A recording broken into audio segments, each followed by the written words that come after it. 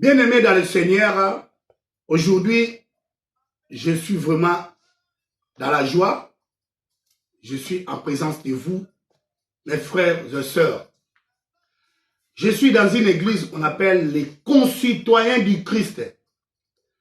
L'église des concitoyens du Christ, c'est l'église qui est basée sur la repentance. Donc, nous sommes là pour te parler, que tu sois conscient, pour amener ton esprit avec ton âme dans votre chair pour accepter Jésus-Christ comme Seigneur et Sauveur. C'est ça notre rôle. Après, toi-même, comme tu es là, tu acceptes Jésus-Christ comme ton Seigneur, comme ton Sauveur. Parce que les jours J, tu seras seul. Il n'y aura personne à côté de toi. Même si tu es en prison, tu dors seul, mais lui, il est toujours à côté de toi.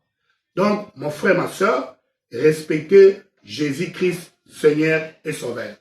C'est pour cela, nous, l'église de la concitoyenne du Christ, par la collaboration avec la source de vie de le pasteur Miko Bachika, on est là pour la révélation. Parce que pasteur apôtre Miko Bachika, le guerrier, lui, il est là pour nous enseigner la révélation. Parce que le pasteur a beaucoup de révélations. Le pasteur a beaucoup de révélations. Pourquoi j'ai dit bon? Parce que pasteur, il parle avec Dieu. Pasteur nous a montré qu'il est écrivain. Il a écrit beaucoup de livres. Beaucoup de livres comme écrivain. Il est un grand prédicateur. Et il est aussi un grand prophète. Parce que tout ce qu'il a dit, ça s'accomplira. On a des gens qui ont témoigné dans la source de vie. Aujourd'hui, les enfants autistes, maintenant ils ont repris leur langage, leur vie normale quotidienne. Ils commencent à parler bien à la maison. Et il y a des gens qui étaient malades de sida. Et quand il a accepté la parole de Dieu, quand le pasteur Miko Bachika l'a mis là, et maintenant il est allé faire les examens, et on a dit il n'y aura plus de symptômes de sida, de virus de sida, VHS. Il n'y en a pas. Donc il y a plein de témoignages. C'est pour cela, nous, on est là, on voit vraiment qu'il est vraiment un bon serviteur. Un bon serviteur. En plus, le serviteur, depuis qu'il est marié, père de beaucoup d'enfants, avec sa femme, il restait toujours, aujourd'hui, peut-être 40 ans, ils sont toujours ensemble. Donc, en couple, si vous êtes déjà à 40 ans, vie ensemble, pas de séparation, donc vous êtes des colonels. Vous êtes des colonels dans le pays de mariés. Parce que dans le pays de mariés, il y a des débutants. Quand tu as fait 10 ans, tu es adjudant. Tu as fait 20 ans, tu es lieutenant. Tu as fait 30 ans, tu es capitaine. Quand tu as fait 35 ans, tu es colonel. Et quand tu vas faire 40 ans, donc tu es à 50 ans, tu es général. Là, vraiment, si dans votre couple, vous avez déjà fait avec ta femme 50 ans de vie commis, de vie ensemble, c'est que vous êtes des galons de général en couple. Là, il faut, si peut-être il y a un problème qui se passe, quand on appelle général, donc vous allez écouter. Ouais, c'est pour cela, pasteur Miko, comme il est là, il a beaucoup d'enfants. Il a pris comme père, comme parrain. Ils l'ont accepté. C'est beaucoup, moi j'ai vu beaucoup, hein, beaucoup. C'est pour ça que je donne le fleur à mon pasteur Miko Bachika. Donc, il est un bon pasteur. Si tu as des problèmes, tu peux aller lui voir et tu lui dis des problèmes. Le Seigneur qui est en lui, qui est en vous, il va résoudre ces problèmes-là. Si tous les problèmes de couple, en tout cas, pasteur Miko, il est vraiment chapeau. Aujourd'hui, je vais vous parler la parole de Dieu. Parce que je suis disciple. Si vous voulez devenir comme moi, le disciple de Dieu, il faut d'abord, un, accepter Jésus-Christ comme Seigneur et Sauveur. Deux, aller prendre le baptême. Quand on dit baptême, baptême de repentance. Le baptême de repentance. Tu renonces. Tu fais tout ce qui est, tu as pardonné tout ce qui t'a offensé. C'est pour cela, la Bible nous dit, notre Père qui es aux cieux, que ton nom soit sanctifié, que ton règne vienne, que ta volonté soit sanctifiée. Donne-nous aujourd'hui, pardonne-nous à ceux qui nous ont offensés. Donc, je vais vous dire que quand vous pardonnez les gens, Seigneur aussi va vous pardonner. C'est pour cela, aujourd'hui, je vais vous parler le message. Le message qui vient de la Bible. La Bible, c'est le testament de Dieu. C'est le testament que Dieu nous a laissé. Dieu nous a laissé le testament sur la Bible. La Bible, comme vous voyez ça, les autres, on voit la Bible comme un livre. La Bible, normalement, il est comme livre. Mais nous, les chrétiens, nous, les pratiquants, nous, les disciples du Christ, on voit ce sont des messagers, ce sont des testaments. Nous respectons la parole. Nous respectons tout ce qui est dedans. Donc, la Bible est là, c'est pour nous guider, pour nous trancher, pour nous avertir et pour nous aider.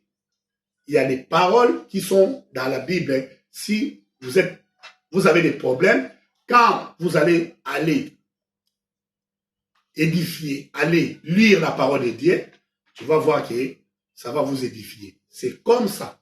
Donc, moi, étant que votre frère, votre grand frère, votre petit frère, aujourd'hui, je vous montre les cassettes. Donc, quand on dit cassette, donc masque, donc, je suis un disciple de Christ. Je suis ni combattant, mais je suis un disciple de Christ. Si vous voulez devenir comme moi, il faut d'abord, premièrement, vous connaissez, non? C'est accepter le Seigneur Jésus comme Seigneur et Sauveur, Seigneur et Sauveur. Et deux, tu prends le baptême. On te baptise. Baptême, c'est la repentance. Vous repentiez, vous faites la repentir, donc vous renoncez. Faites la repentance.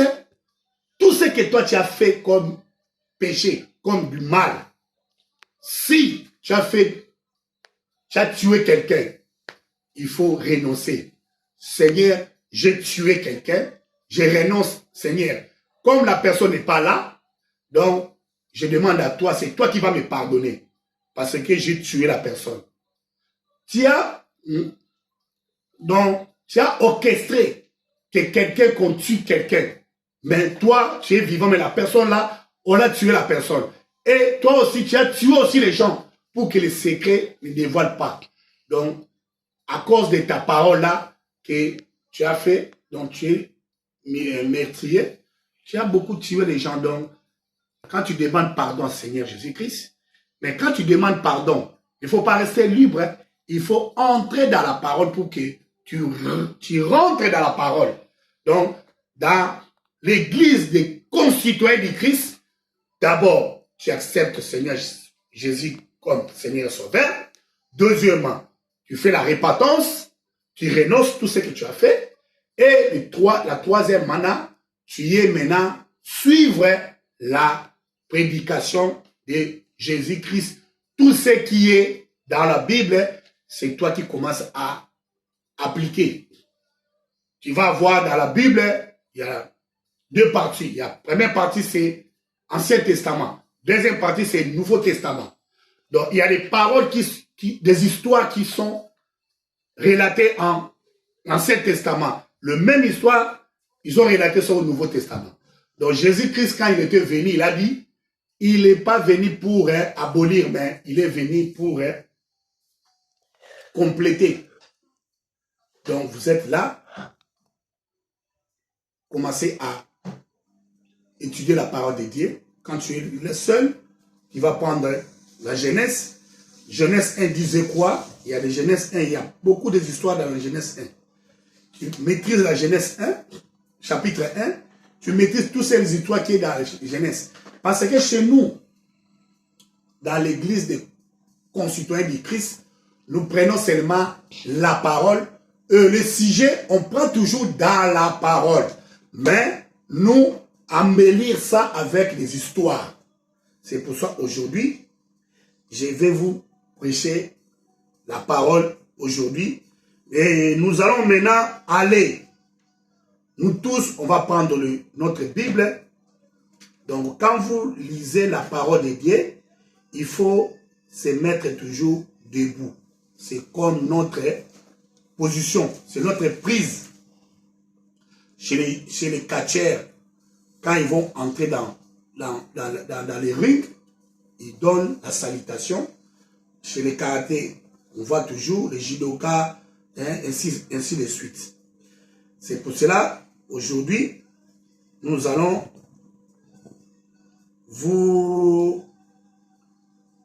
on va voir dans le Marc chapitre 11 verset 25.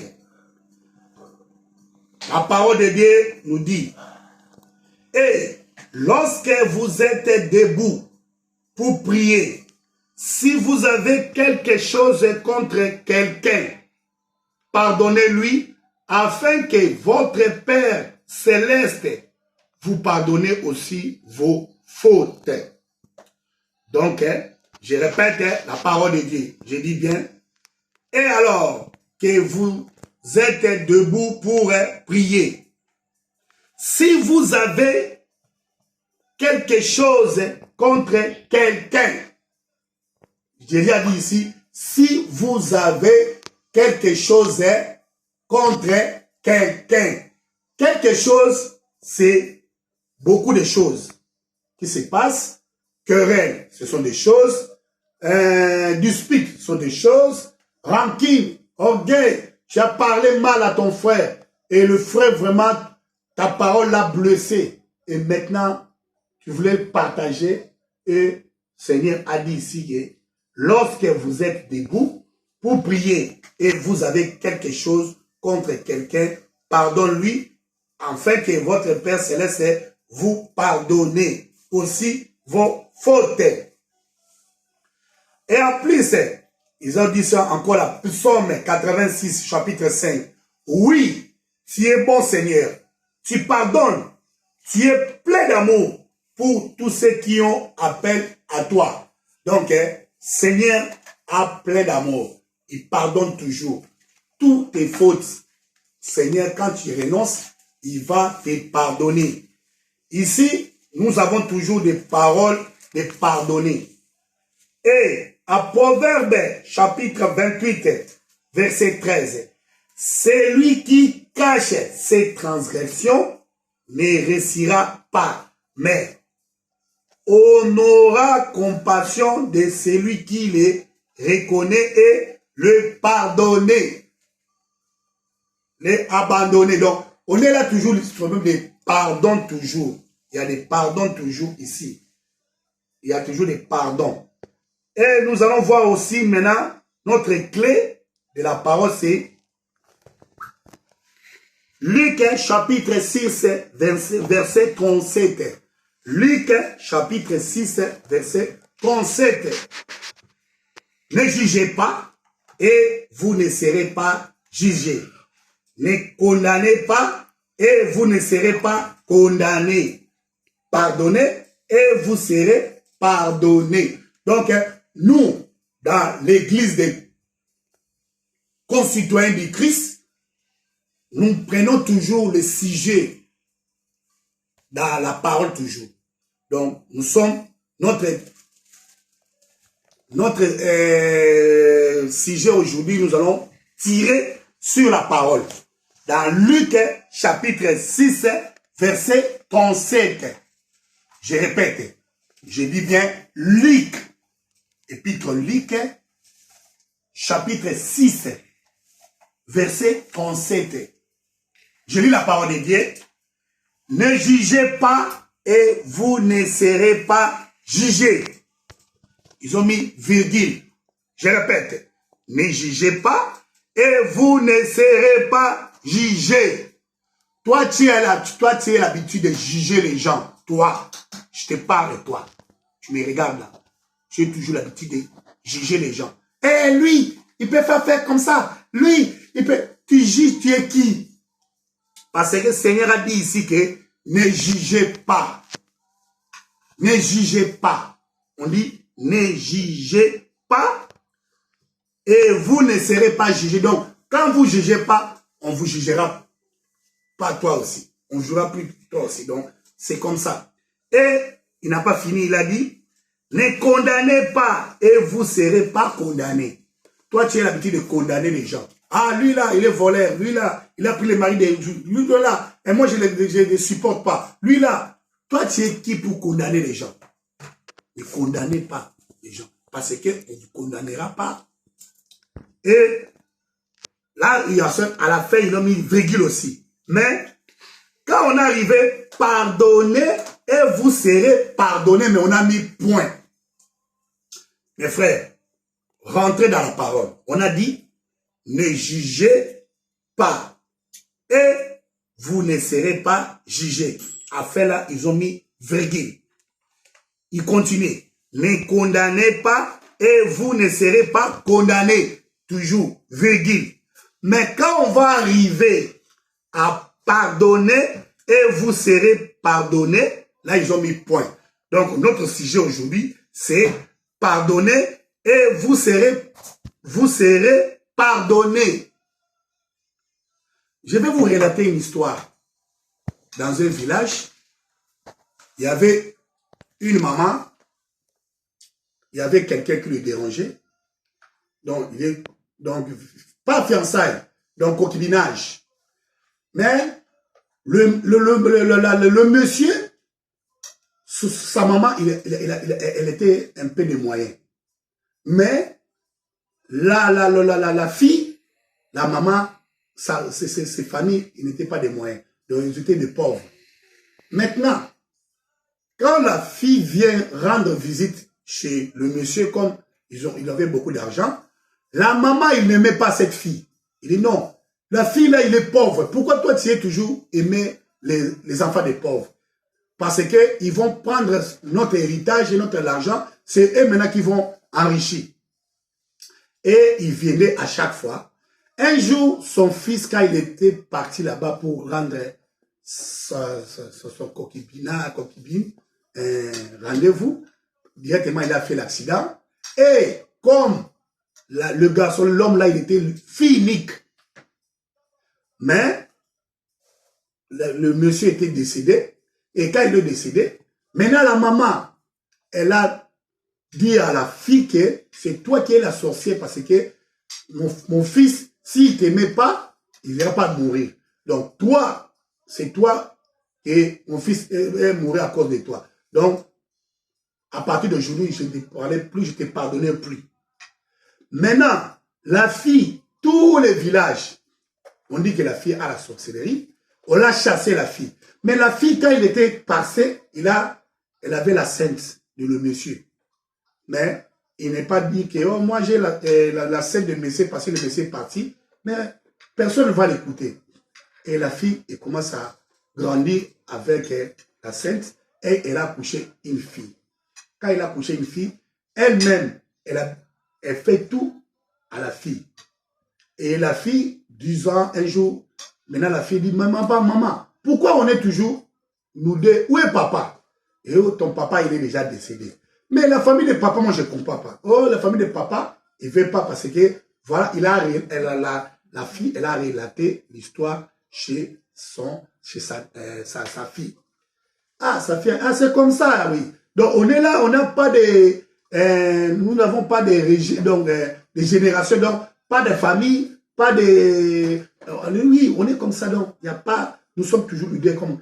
maintenant, oh, moi, je pars seulement pour aller faire au champ, et c'est pour ça que je te montre au champ, et toi aussi, tu es au champ. Et un jour, la maman, elle vient de décéder.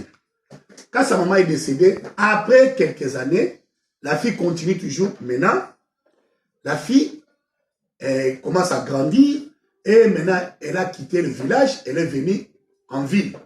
C'est comme quelqu'un à Kinshasa, elle a quitté Kivu, Goma, elle est venue à Kinshasa, ici à Paris. Et quelqu'un qui est quitté à Marseille, il est venu à Paris, ici à Paris. Donc c'est comme ça. Et il commence à grandir.